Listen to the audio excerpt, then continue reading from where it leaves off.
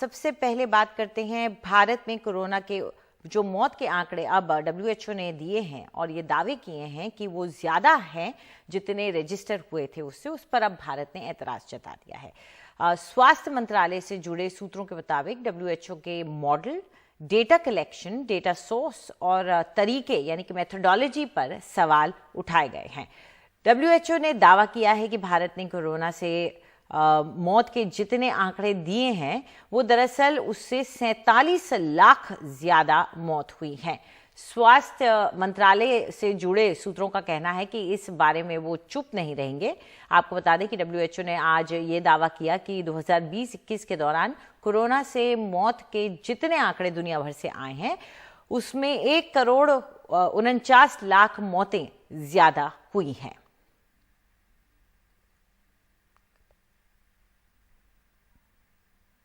We understand that this report has covered what they label as excess mortality in the years spanning COVID-19 pandemic. India has been clearly telling WHO with all humility and through diplomatic channels, with data, with rational reasoning, that we do not agree with the methodology that has been followed. We have a robust system of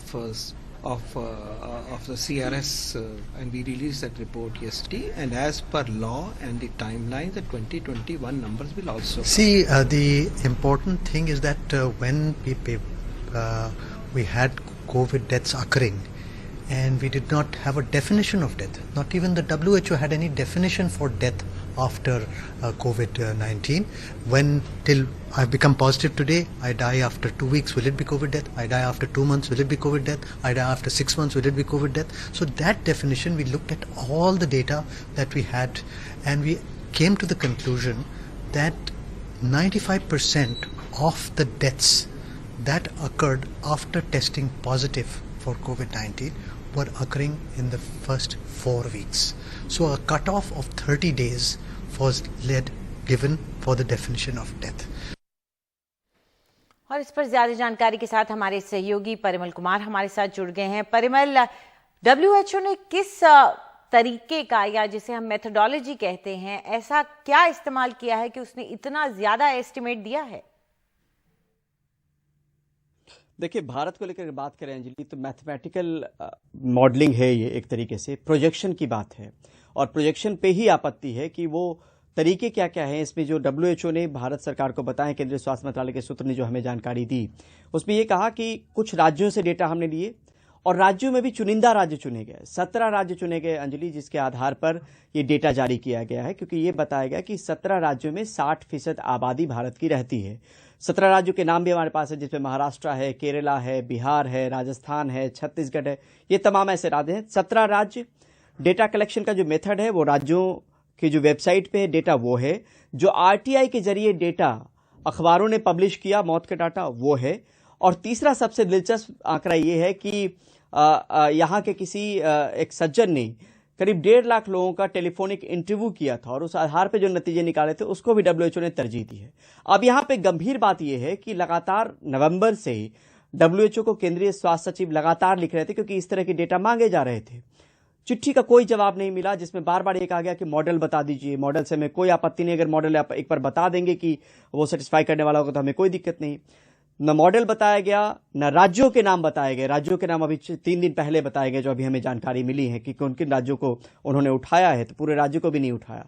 तो एक projection, जो mathematical projection होता है, उसके आधार पर ये चीजें draw की गई है और ये सामने में तथ्य हैं। यहाँ पे साथ तौर पे ये भी है कि जब WHO के DG टेड्रोस यहाँ पर आए थे, क्योंकि ये प्रक्रिया लंबे समय से चल रही थी, तो उनके सामने भी सूत्र हमारे बताते हैं कि स्वास्थ्य मंत्रालय के सूत्र की उनके सामने भी आपत्ति दर्ज की गई थी और उन्होंने कहा था कि इसको टेक्निकल टीम देखेगी, लेकिन बावजूद इसके डेटा रिलीज किया गया और भारत ही नहीं तमाम देशों को लेकर ये डेटा रिलीज किया। एक और दिलचस्प आंकड़ा है, भारत टायर 2 कैटेगरी में रखा गया है, जबकि इराक जैसी कंट्री जहां पे वैसा रोबस्ट सिस्टम नहीं है, वो टायर 1 सिटी में है डेटा कलेक्शन को लेकर। तो ये तमाम चीजें आपत्ति हैं। भारत ने सीधे तौर पे ये कहा, केंद्रीय स्वास्थ्य मंत्रालय के जो सूत्र हमें कह रहे हैं कि इसको एग्जीक्यूटिव बोर्ड में उठाया जाएगा, क्योंकि इस पे हमारी सीधे तौर पे आपत्ति है क्योंकि ये भी स्वास्थ्य मंत्रालय कहता है कि मामले छुप सकते हैं लेकिन इतनी ज्यादा मौतें नहीं छुप सकती।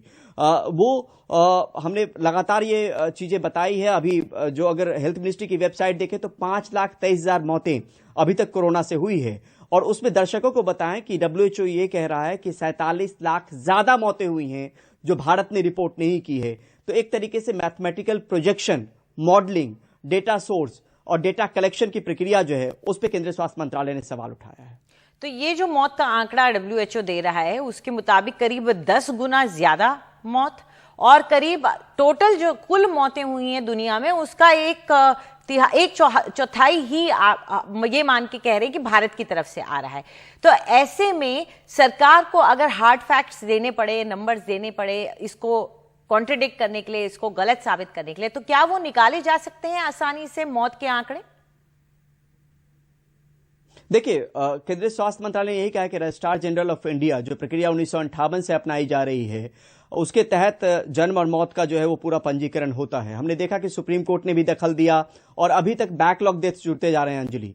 तो ये भी एक प्रक्रिया का ही हिस्सा है, सहज बनाने का तरीका। जिन लोगों के घर में उस वक्त में डेथ हुई वो भी आंकड़े धीरे धीरे बैकलॉग के जरिए हमने रोज दिन जो रिपोर्ट किया वो आंकड़े आ रहे हैं। तो भारत सरकार की दलील यही है कि अगर आंकड़े हमसे मांगे जाते और हमारे पास एक रोबस्ट मैकेनिज्म है आंकड़ों को देने को लेकर, वो आंकड़े हमसे क्यों नहीं लिए गए? वो अगर टेलीफोनिक सर्वे किया जाता है, उस आंकड़े को सम्मिलित किया जाता है, जो RTI के जरिए जो आंकड़े मिलते हैं वो जो अखबारों में छपते हैं उसका हवाला लिया स्वास्थ्य WHO ने, लेकिन हमसे वो आंकड़े मांग सकती थी। हमने ये भी कहा कि जो 2021 का आंकड़ा है वो कुछ वक्त में आने वाला है, हम आपसे सम्मिलित भी करेंगे, आपसे साझा भी करेंगे।